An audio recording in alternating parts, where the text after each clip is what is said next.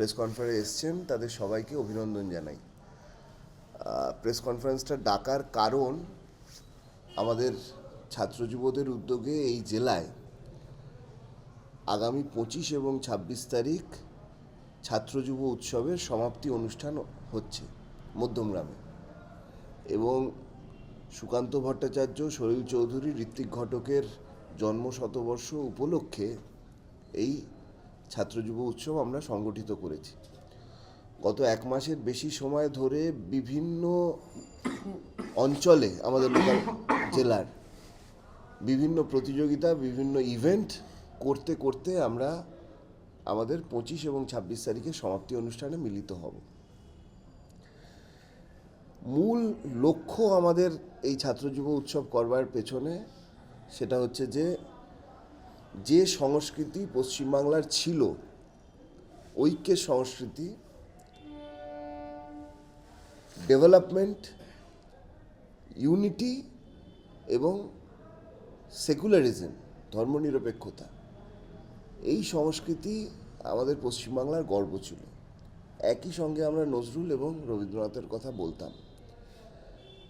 সেই সংস্কৃতি দ্রুত হারিয়ে যাচ্ছে এবং একটা অন্যরকম উগ্র সংস্কৃতি মূলত তৃণমূল এবং বিজেপির রাজনীতির কারণে আমাদের রাজ্য তথা জেলার ছাত্র যুবদের গ্রাস করছে। সেই জায়গা থেকে একটা বিকল্প সংস্কৃতির জায়গা দেওয়া প্রয়োজন বলেই আমরা শুরু করেছি এই কর্মসূচি, এবং একেবারে আদিবাসী উৎসব, আদিবাসীদের নিয়ে সেই অংশের ছাত্র যুবদেরকে সংগঠিত করে একেবারে সুন্দরবন লাগোয়া কালীতলা থেকে আদিবাসী উৎসবের মাধ্যমে এই ছাত্র যুব উৎসবের পথ চলা শুরু হয় ডিসেম্বর মাসে। তারপরে খড়দা, তারপরে পানিহাটি, তারপরে বিভিন্ন জেলার বিভিন্ন অঞ্চলে বনগা, বিরাটি, বিভিন্ন কর্মসূচি করে আমরা 25 এবং 26 তারিখ মিলিত হব। এবং এই কর্মসূচিতে আমাদের দুটো সাংস্কৃতিক অনুষ্ঠান থাকবে দুদিন। 25 তারিখ শুভপ্রসাদ নন্দী মজুমদার আসবেন তার গ্রুপকে নিয়ে সন্ধ্যাবেলায় সাংস্কৃতিক অনুষ্ঠান করবার জন্য, এবং 26 তারিখ প্রজাতন্ত্র দিবসের দিন আমাদের বিখ্যাত সঙ্গীত শিল্পী দুর্নিবার সে আসবে আমাদের এই অনুষ্ঠানে। এই সঙ্গীত অনুষ্ঠান ছাড়াও 25 তারিখ একটা শোভাযাত্রা, সেই শোভাযাত্রার মাধ্যমে আমরা আমাদের এই সমাপ্তি অনুষ্ঠান শুরু করব।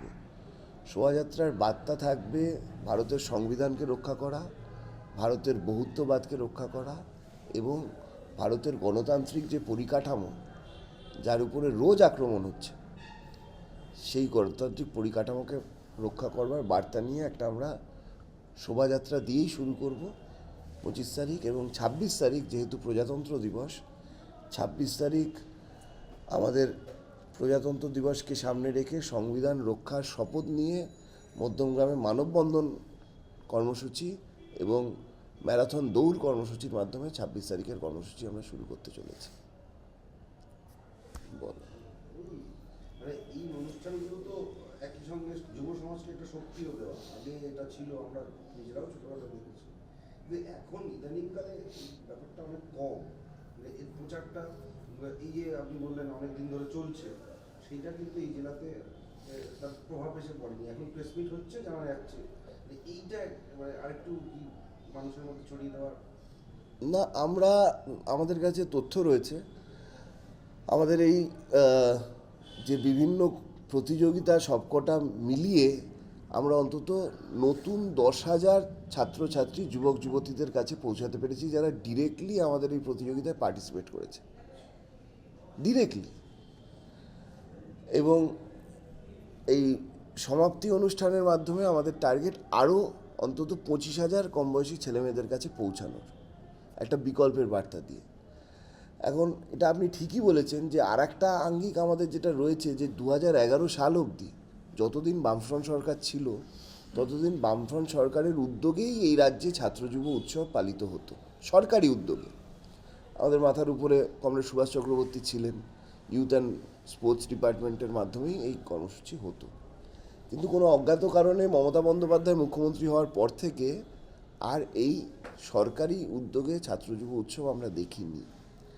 সুতরাং একটা বিকল্প ছাত্র যুব উৎসব করবার তাগিদ রয়েছে, প্রয়োজনীয়তা রয়েছে, এবং মমতা বন্দ্যোপাধ্যায়ের সরকারকে একটা বার্তা দেওয়ার কারণও রয়েছে যে আপনারা পারছেন না ছাত্র যুব উৎসব করতে বা করছেন না, কারণ ছাত্র যুব উৎসব মানে পজিটিভ সংস্কৃতি, সেটা দিতে চান না, তাদেরকে অন্যদিকে ভিড়িয়ে রাখতে চান, আপনাদের ভোট লুটের মেকানিজম হিসেবে ব্যবহার করতে চান। কিন্তু আমরা আমাদের মতন করে, আমাদের সীমিত ক্ষমতাকে ব্যবহার করে আমরা কিন্তু পজিটিভ সংস্কৃতির প্রচার আমরা করতে চাইছি। সারা কেমন করবে এবছর আমাদের প্রথম রাজ্যেতে এই কর্মসূচি হয়েছে। আগে রাজ্যের কর্মসূচি কলকাতায় হয়, তারপরে আমরা আমাদের জেলায় এই কর্মসূচি করছি। আমি তো বললাম যে ইতিমধ্যেই আমাদের 10,000-এর বেশি মানুষ এই বিভিন্ন প্রতিযোগিতায় যুক্ত হয়েছেন, এবং আমরা চেষ্টা করব ডিরেক্টলি এই সংখ্যাটাকে অন্তত 50,000-এ নিয়ে যাওয়া, যে ডিরেক্ট ইনভলভমেন্ট। প্রশ্ন, এই একই সঙ্গে যেহেতু জয়এফআই এসএফআই করছে, অনেক ছাত্র যুবরা থাকবে, সেখানে কি আপনাদের মেম্বারশিপ বা আদার্স এই ধরনের কোনো অ্যাক্টিভিটিস থাকবে নাকি শুধু কম্পিটিশনের মধ্যেই থাকবে? মেম্বারশিপ তো আমাদের সবে ক্লোজ হলো। মেম্বারশিপ আমাদের ডিসেম্বরের 31 তারিখ ক্লোজ হয়, যুব ফেডারেশনে, ছাত্র ফেডারেশনেও তাই। সুতরাং মেম্বারশিপ এক্ষুনি করবো কিনা আমরা জানি না, হয়তো করতে পারি, একেবারে শুরুতে আমরা চেষ্টা করতে পারি। কিন্তু আমাদের রাজনৈতিক কথাগুলো সাধারণ ছাত্রছাত্রীদের মধ্যে পৌঁছে দেওয়ার প্রচেষ্টা অবশ্যই থাকবে।